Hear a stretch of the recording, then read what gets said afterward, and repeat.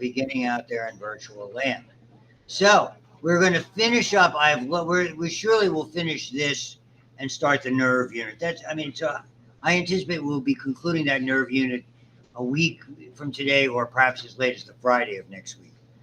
And I sent you the study guide, and I'll get more information as time progresses on that. So without further ado, there's not a lot left on the physiology of skeletal muscle. There's a little bit of smooth and a little bit of cardiac that we sort of amplify when we do the heart unit.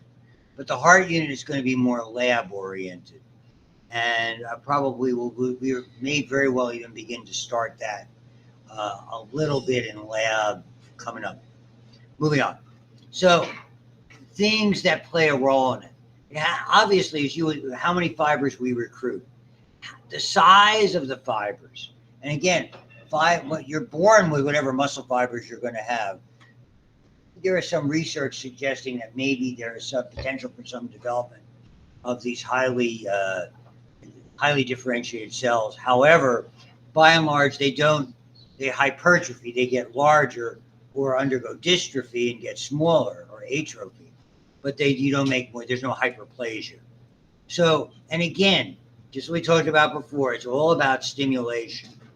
So how that frequency of stimulation is much more so than amplitude of stimulation.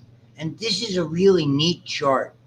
And it has to do with where the resting tension typically we talked about how muscles have a certain resting tension. You generate power in this sort of golden zone, plus or 20% over where the typical rest place is. So if it's less than 80% resting length, there's too much overlap. So you can't develop, it's all about force.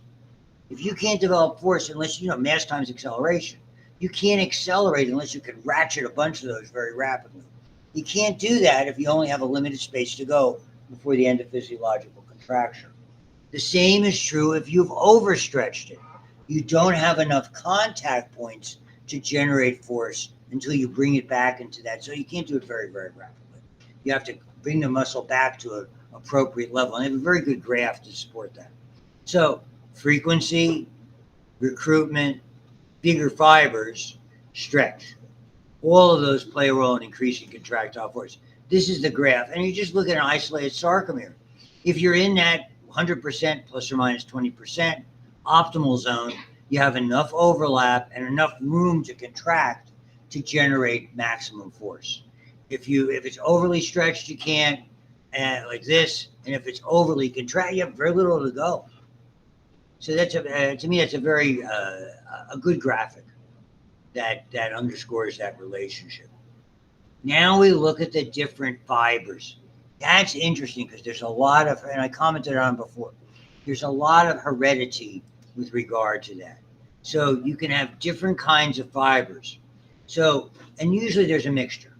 Slow or fast fibers according to how rapidly the myosin ATPase split in other words, how well they utilize the ATP and certain patterns of electrical activity, as well as whether they are oxidative or glycolytic.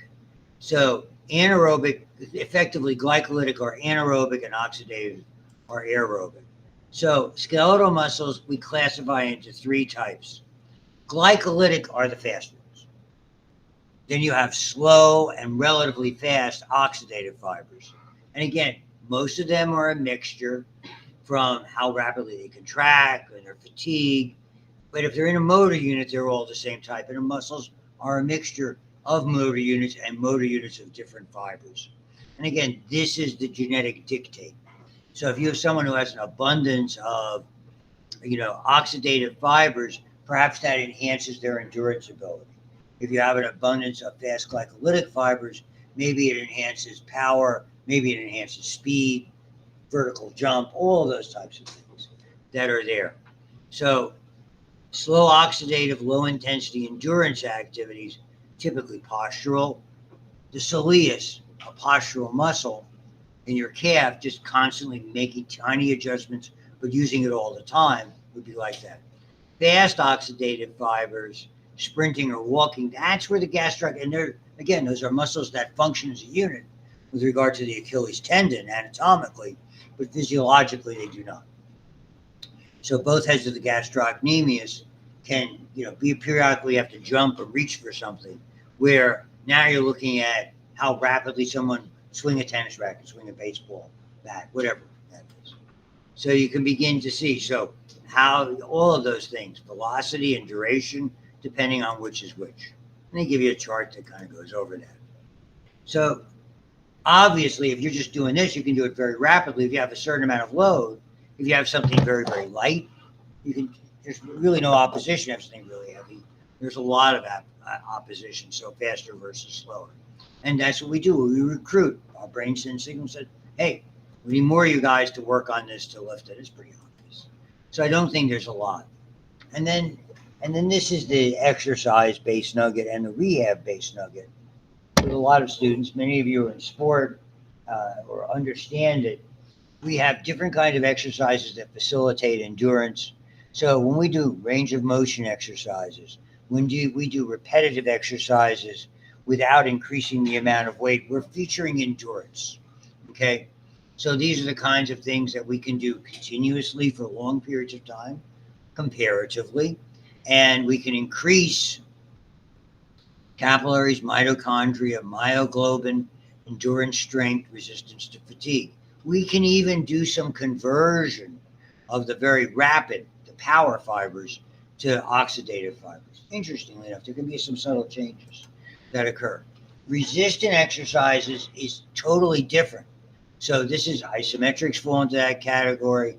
You're going to lead to hypertrophy. These are doing the same number of reps, the same exercise, and increasing the load, or in this case, the resistance. The name you hear in sport, PRE, progressive resistant exercises. I can't even tell you how many ankles and knees. Ankles is basically a toe up.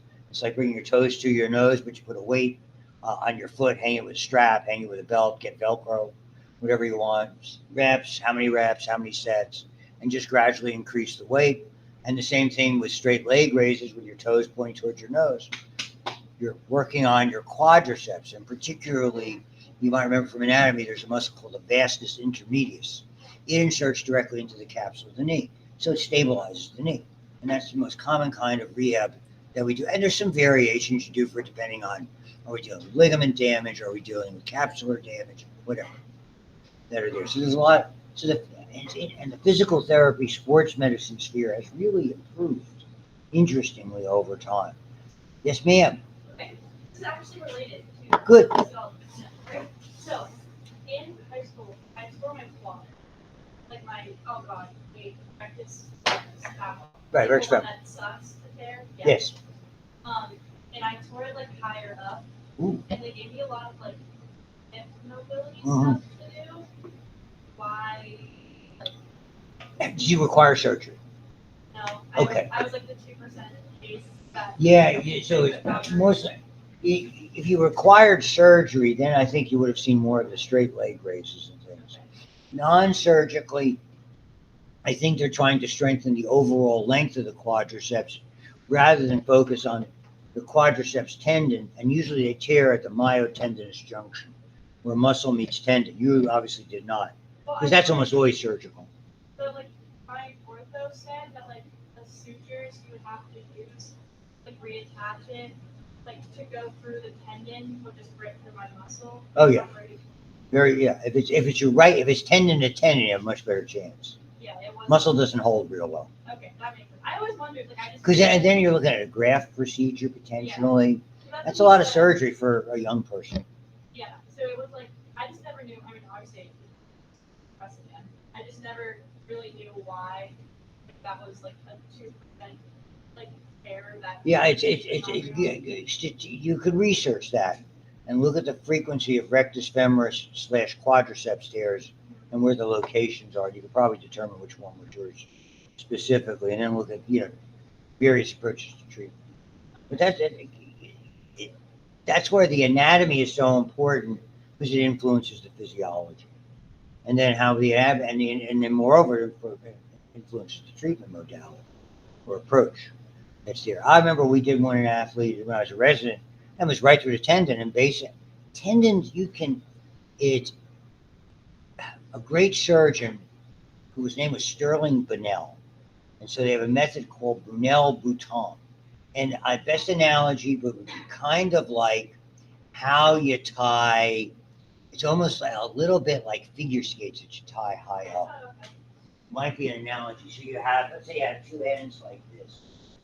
It's pretty hard to make things that are ends like that stick together. So if you look at one end, it's like if I bring them apart, you would do something like this. You would bring it in to the side, out, in, like that. That's a Brunel suture. And the bouton would be the more of it you sort of went back and forth. And you could do the same thing with this one, doing that before you came out the other side. So it's almost like that's where the analogy of those those long little hooks on figure skates would come from. So and there's a whole lot of science behind it. The sutures are great; they're fascinating. So we do most of the time today. We use staples a lot because they're cosmetically easier to. They form more attractive. You see less visible scar, and you do what's called the subcuticular suture. So here's the skin edges, here and here, and typically what we do is we come in. It's almost like you come in from a street this way, and then you just do side to side, but under the skin. You eventually come out this way and sort of pull it, they come together. And then you hold it up with staples, called subdermal or subcutaneous. And the staples, the staples. There's a lot of that, and we bury we come in from the bottom so that the little tie isn't close to the top, so it's not close to the little bump. There's a lot of plastic techniques that are associated. Did do this stuff. I know you don't believe me. I believe you. Yeah, I'm gonna have so much fun with paper. Come in here like this. I need a new couch. I'm just terrible. Could be worse. Oh, believe me, I'm worse. So it's why I'm not sure, to answer your question honestly, why they focus more on the hip. I think that the concern might have been creating a greater degree of tear if they did more at the knee, now that I think about it. Curious. I mean, they know what if you have a good orthopedic surgeon, they know what the heck they're doing. There's no question about it. So all that hypertrophy does all that good stuff. This is the famous thing of them all, atrophy of disuse. A young person in a cast or immobilized, it doesn't feel right, it feels flabby, not as strong, and then a couple weeks better. But for the older you are, we really run into problems vis-a-vis. We try to restore mobility early on. It's so important. When we do hip surgery and an early person breaks their hip, that day they're up in a chair. Next day they're down at PT, learning to walk with a walker, or maybe using the parallel bars to support them. Move it. The only way to re-strengthen those muscles, and you want to get them out of bed vertical to avoid pneumonia. There's a whole lot that goes on with this. So we have stimulators. That's why they've gone away from casts, and at least orthopedically, and gone more to open or removable immobilizing devices, because you can do the physical therapy, you can do skin care, you can do electrical stim, all of those types of things that are there. So you can see how rapidly they decline. And when you get to the point where you're being replaced with fibrous connective tissue, then school's out. A whole lot different for an elderly person than a young, healthy individual like you guys. Yes, sir. So you lose like 5% muscle mass every day you're not working out? No, this is disuse. This is, if you're thinking of disuse, you injured, you're stuck, and the doctor says you can't get out of bed. I need you, if you're going to get out of bed, and usually got to be in a brace because we've got to immobilize it to let it heal. You're starting to lose, so it goes from 95, and then whatever 5% of 95 is.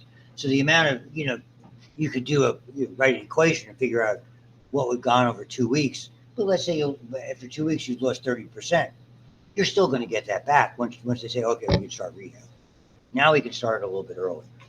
But under unoptimal circumstances, 5% wouldn't be unreasonable. That, again, the analogy is the elderly person who already isn't doing a lot of activity. Now they're going from little to none. Does it have like Yeah. I think it increased the degree of disuse to the point where it becomes almost, and it's so, I can recall my mom driving until she was 86 years old, took a tumble after she had driven from Rochester, New York to where I lived in Springfield, New Jersey, right outside New York City.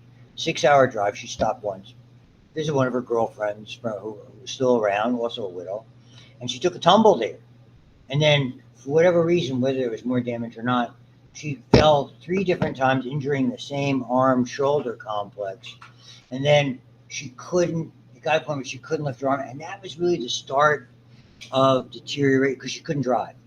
And then it all comes, I mean, elderly, it all comes together geriatrically. Because when you can't drive, I used to say, Mom, you're going every day. She's like 83, 84, by herself. And not a lot, an interesting, like an adult, a geriatric community, but you still have mobility. And she goes, if I can go to the bank one day, and the post office one day, and she's every day I get up, shower, get dressed, do something, so I'm out and about and busy. But she could do everything in 5 days. Didn't have to go out. It's just the mindset was there. It's very interesting. I relate better from a clinical standpoint to adults and senior citizens than I would with pediatric population. That's just me. My first wife, when I met her in the hospital, I mean, she's juggling 4 babies at the same time. You know, sitting up there running a peds unit, a head nurse in a peds unit. I'm like, the noise is everywhere. How do you do it? Oh, I don't even notice it. Okay. So that's everything there. Not a whole lot to add to that.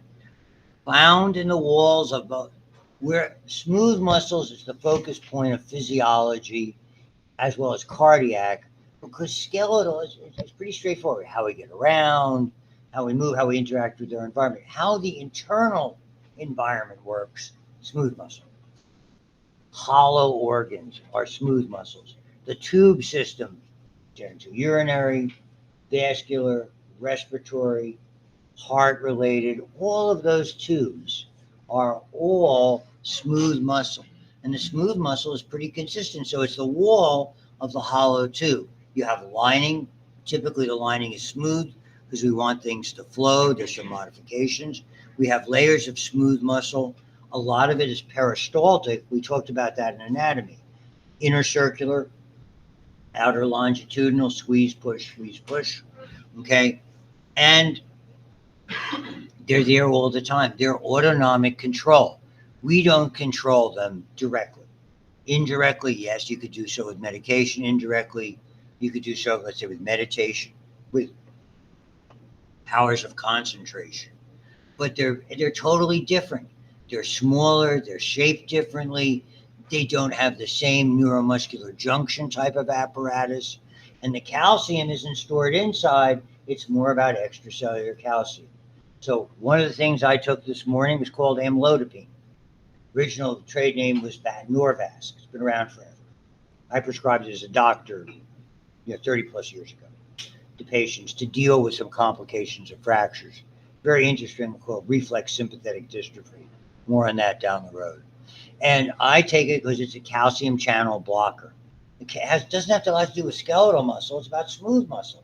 So if the calcium can't get in from outside the blood vessel wall into the blood vessel smooth muscle, they can't be as tight. So it lowers your blood pressure. After being with you guys all day, just shut up. Nobody thinks you're funny. Yeah, peculiar, not ha-ha. I know.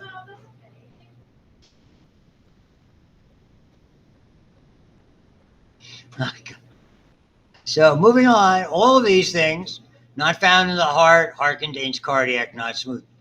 Now we're the heart's a little different. Most smooth muscle sheets. Okay, most organs, here are the layers: longitudinal, circular. So the longitudinal shortens the circular, squeezes or contracts it. That's the peristaltics. So the alternation of those mixed squeeze substances. And again, the hollow area in any tube, it's a name we use all the time, is called the lumen. Spindle-shaped fibers, much shorter, much more compact, but wider okay, compared to their length, as opposed to the sort of very long cylindrical length of skeletal muscle fibers. I would put word visible in here with one nucleus. And they don't have that elaborate epimysium, perimysium. They just have a relatively loose areolar connective sheath around it. And rather than having neuromuscular junctions, even though the acetylcholine is used, even though you're going to see epinephrine and norepinephrine is used, that's when we start to look at the autonomic nervous system, which comes up after we do the chapter 11, which is more or less the nervous system physiology. At that point, okay, we will be able to see the distinction of how those impact smooth muscle function, whether sometimes one will cause them to contract, one will cause them to relax, or the other way around. It depends on the structure and the receptors that are there. So it's autonomic in nature. And we'll go over all that. So here's what it looks like. The fibers, the synaptic vesicles are there, but they're in what they call varicosities. A varicosity, even though it's the term we usually associate with a venous deformity, is just a round, it's basically a tubular structure that has an enlargement in it. So it has, and that's true in anatomy and in physiology a lot. We have words that we use frequently in different situations that have similar but not necessarily identical meanings. And so there's varicosities and there's mitochondria to facilitate the release in this relatively wide synaptic cleft. So they call it diffuse junctions. It's not like very, very isolated like that neuromuscular junction that we talked about in skeletal muscles. They don't have the elaborate sarcoplasmic reticulum. They don't have the T tubules that are there. It doesn't store the intracellular calcium. There's calcium is used for contraction. There is some intracellular calcium, but most of it is extracellular. And the sarcolemma doesn't have T tubules. They have something called caveolae, which are these sort of pocket-like indentations with calcium channels that, depending on the neurotransmitter, will open and allow the influx of intracellular calcium. So you have told it, yes, it's calcium. Yes, they're calcium-related channels, but these are ligand channels for calcium, and they're not nearly the same as a neuromuscular junction. So here's what it looks like. Here's the bulk of the calcium outside. Yes, there's some sarcoplasmic reticulum calcium as well. Here's the caveolae. Here's the channel. So I misspoke. They consider it, to me, it would be indirectly ligand, but they're calling it a voltage-gated channel. That's fine. I can accept that. That's there. So here's, perhaps this is more ligand related and this is more voltage related channel. And I don't think it's a major sticking point. That's there. But the caveolae are here, the indentations. Here's the sarcoplasmic reticulum. Here are the calcium channels. Again, scant compared to more abundant, extra than intracellular. The electrical connections are gap junctions, not isolated. Each motor unit is effectively isolated from the others. These are sequential, and there's gap junctions. So when one contracts, whatever it sends signal to the next one, okay, you can contract too. Remember sort of that rhythmic flow of peristalsis. So cell connections to polarization spreads. No visible striations, no sarcomeres at all. But we do have thick and thin filaments that overlap. We don't have Z discs. We have something called a dense body, and it's arranged a little differently. So the thick filaments are fewer with less myosin heads. So rather than approximately 2-to-1 in skeletal, remember that sort of hexagonal diagram, 1-to-13. So there's so few thick and such abundant thin. That's why we don't see the visible striations. It doesn't imply that there isn't a filamentous components. They have heads along their entire length, so it's very powerful. Okay. No troponin. Does contain tropomyosin, but not troponin. So the interesting protein is not troponin, obviously, that bonds to the calcium, but something called calmodulin. So some new names. to get used to. You have the varicosities, you have calmodulin, okay? You'll see the dense bodies coming up. You have some differences, and you'll see. So here you can sort of see a typical, again, when we talk about generally spiral, it's narrow at the tip, sort of a little bulbous in the center. Here you can see the nucleus. Here you can see the dense bodies and the gap junctions. And you can begin to see the dense bodies connecting intermediate filaments that sort of enhance the structure. So the thick and thin filaments are arranged diagonally. The filaments themselves within are spiral, so it doesn't shorten, it contracts more of it like this. And when it does so, you'll see there's a difference. The intermediate filament in dense body, non-contractile. Remember, intermediate filaments are insoluble, those tetramer proteins. They're structural in nature, not going away. The dense bodies anchor them, corresponding to the Z discs. So the area of the sarcolemma between the dense bodies bulge. So when it contracts, it looks like that. So if you flip from what it looks like there to what it looks like originally, they contract differently in that regard. And that's really the sum and substance of how it does. And it shows you some of the locations. There's a little bit extra about how they achieve the contraction coming up. Okay. So again, you've seen this illustration at the beginning of the muscle unit. And so with cardiac, when we start to deal with it, you're going to see that forks pattern with smooth, individual. Here, sometimes you'll have an extra nucleus or two, typically two. And here you can see the sort of wider center and narrow ends. Here you can see the typical cylinder, multinucleated. As you move on, all the structural components are there. Here, you can see the muscle has an attachment to that. Remember, we talked about in anatomy, there's an interior skeleton in the heart. The heart's got three different major structures that make up that middle layer. They have the conducting system that doesn't contract past the signal. They have the myocardial muscles, and they have this sort of internal fibrous, dense connective network that anchors the valves and anchors the blood vessels and anchors the muscle. And yes, one per sarcomere at Z disc, larger diameter than those of skeletal. So you do have T-tubules, but it's not necessarily anything like the abundance we see in skeletal. And here we go. No, but actin and myosin filaments present throughout dense bodies anchor the actin filaments. Only caveolae, there's no T-tubules. Motor group, involuntary, but there's you got pacemaker cells, which we'll explore in detail into the heart unit.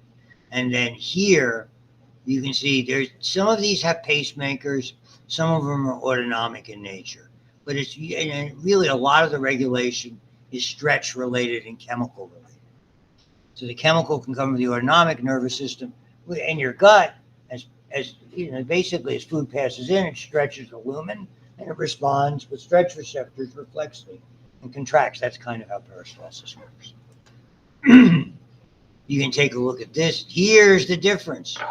Calmodulin and myosin. Here you have actin and troponin, and it's interesting, the troponin is not the same that's here in skeletal and here in the heart. So years ago, when someone had a heart attack, we didn't have, how do we make the diagnosis? We did serial EKGs, and we did serial x-rays, and we looked generically at enzymes.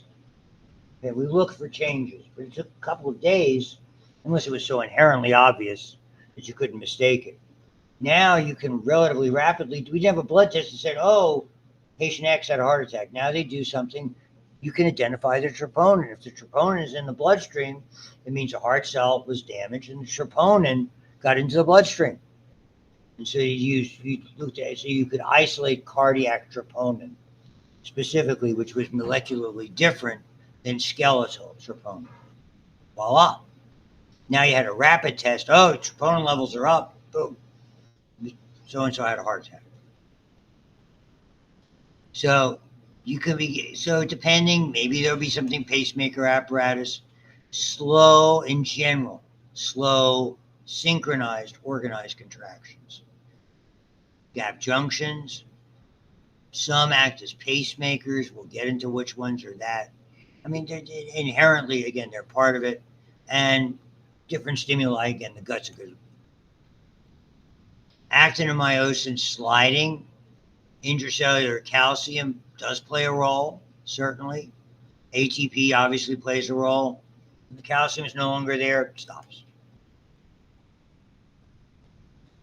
Calcium does come out of the sarcoplasmic reticulum, but mostly extracellular. And what happens is that collection of calcium has nothing to do, because there's no troponin anyway, they attach to calmodulin. The calmodulin then activates a chemical, whether you covered in cell molecular or not, you don't know, called myosin kinase. The myosin kinase phosphorylates the myosin head, activating it. It's the old story. Kinases basically take that ATP phosphate and push it on something, and that changes it, and then, of course, activates it. And whenever you see phosphatase, it's the opposite direction. Pulls it off and now recombines it to make more ATP for future usage. And then it cross bridges. Good for it. Okay, so it activates the myosin head, and it activates it, and it confuses.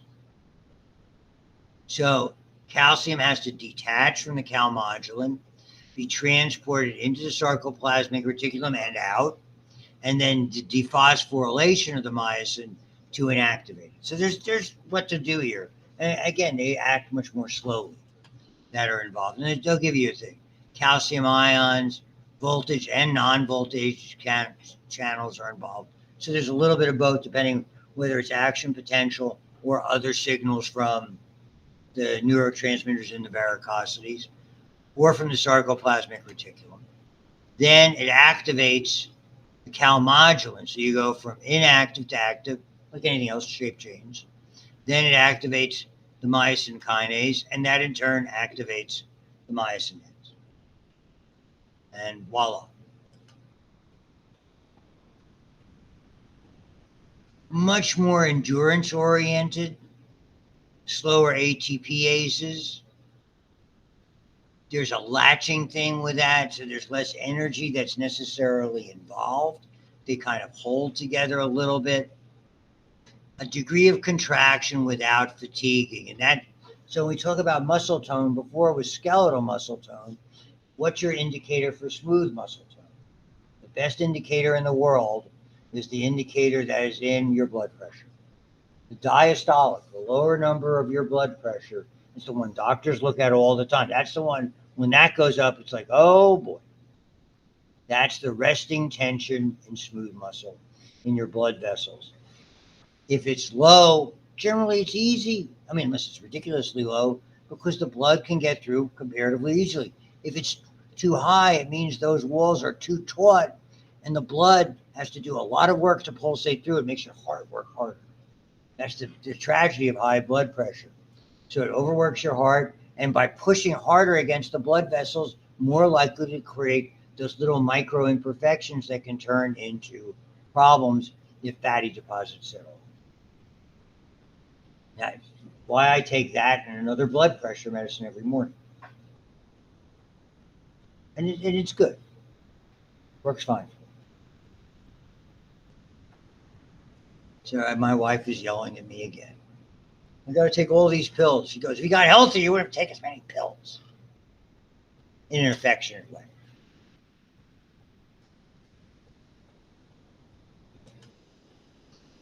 Okay. Nerves, hormone, chemical change, lots of stuff. I mean, smooth muscle does funny things. So they can, and again, they can be graded potentials versus true action potentials. Neurotransmitters, again, it depends on the receptor.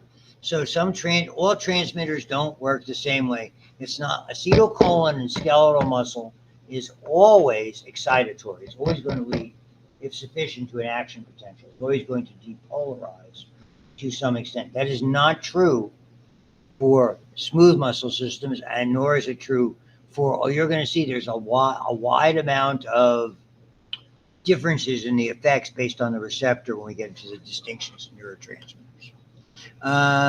No nerve supply directly, okay, spontaneously or in response to chemicals that bind. We'll look at a variety of chemicals that are there.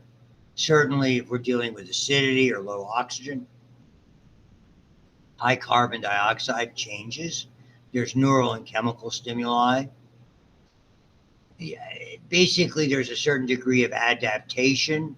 So if it's stretched, it'll contract a little bit, but then it can stretch a little bit more. It's sort of like how a stomach restretches. I'm living proof of that. How they can take away half my stomach on 2 occasions, and even though overall the volume is reduced, your stomach at rest it's probably just got room for a couple of ounces. So when you begin to fill it, it'll stretch a little bit. So you can't like eat a giant thing in a very short period of time. Yeah, but slow and steady to some extent wins that race. You want to think of it that way. I have lived by that sword. Remember pizza? I always cut it in 6 pieces because I can't eat 8. Right? I can't eat 8, but 6 I can handle. Now it's got to be keto pizza. You make that dough with mozzarella cheese, cream cheese, almond flour into baking powder. A little pinch of salt. That's the standard keto. I'm back into it. Every time I walk into Badger's office, it kills me. It's a candy store.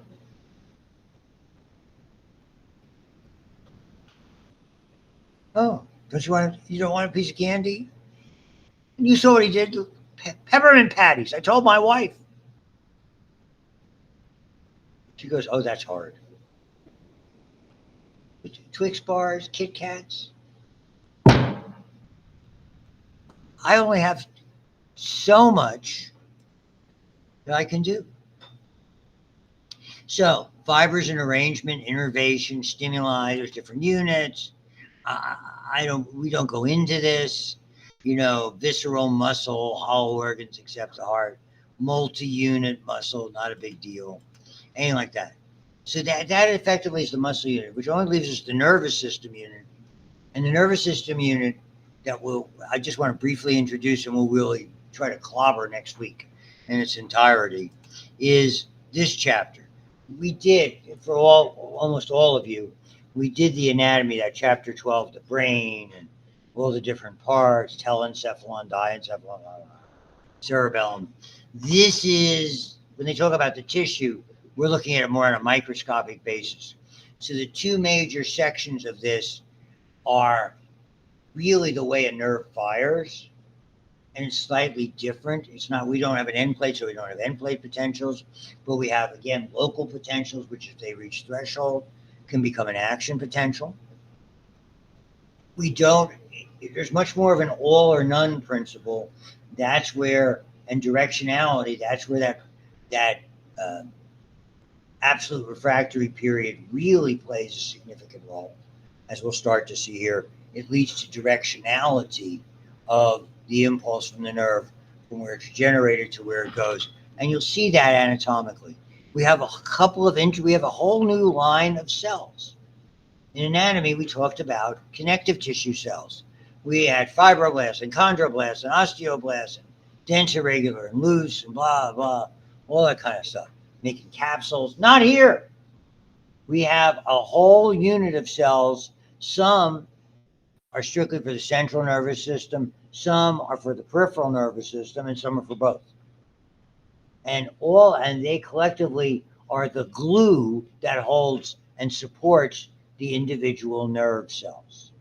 Okay, so collectively we call them glial, Glial, which means glue, or neuroglia for neuroglial cells, the glue that holds the nervous system.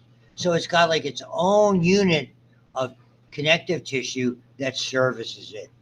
So now we'll also look at the blood-brain barrier. When all this is said and done, and we understand a little bit about those nuances, we move on and look specifically at the neurotransmitters.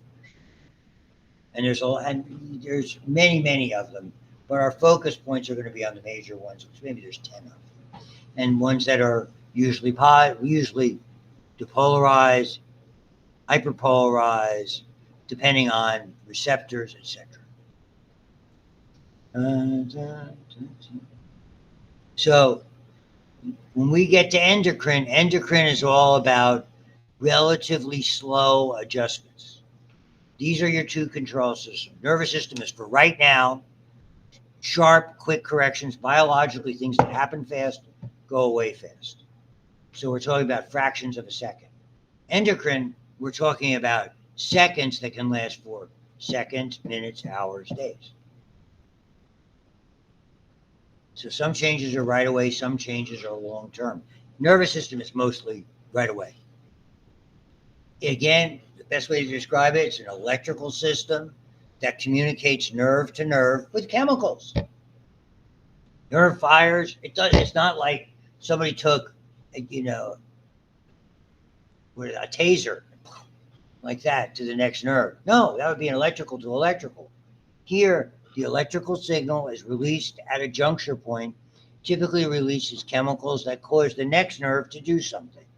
And if it causes it to fire, okay, or not fire, then it's having an impact upon it. Therefore, that release of chemicals, for lack of a better way to express it, is what you fans of chemistry, all you minors in chemistry, okay, call the rate determining step. Okay, that's what happens there. That's why nerve is not instantaneous. It's not when my eldest was calling me when the Steelers were playing the playoff game from his boat in the in the Mediterranean. It's like, hey, I'm a minute ahead. He was a minute ahead of me. Go figure. That's electrical. Okay. I certainly couldn't have gotten there as quickly as we were talking. Okay. That's the chemical apparatus. So electrical, remarkably fast. The chemicals cause delay. The delay is significant. Hasn't called me since. He's probably still upset. The 12th is his birthday. I was hoping to have it on that. I'll do another 12th. It's going to be, are you ready? I'm sitting. 41. You know what that means? Don't say it.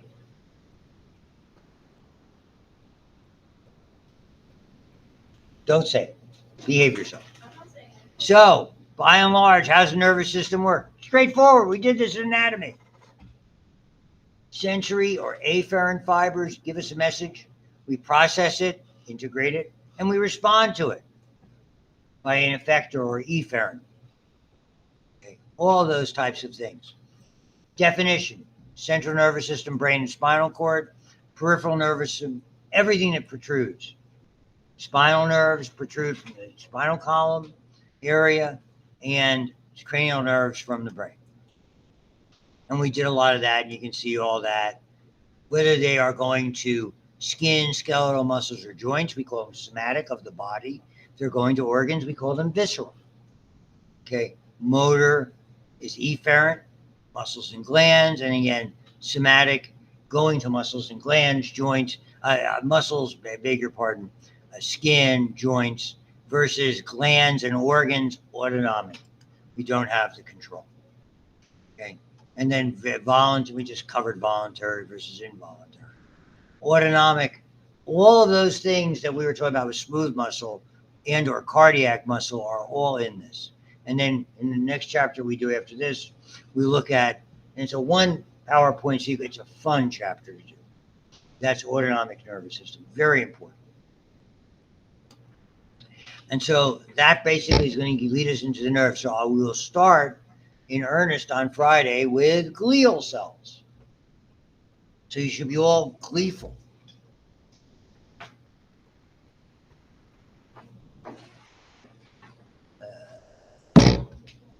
You know, given there's a test coming up, I would be more inclined to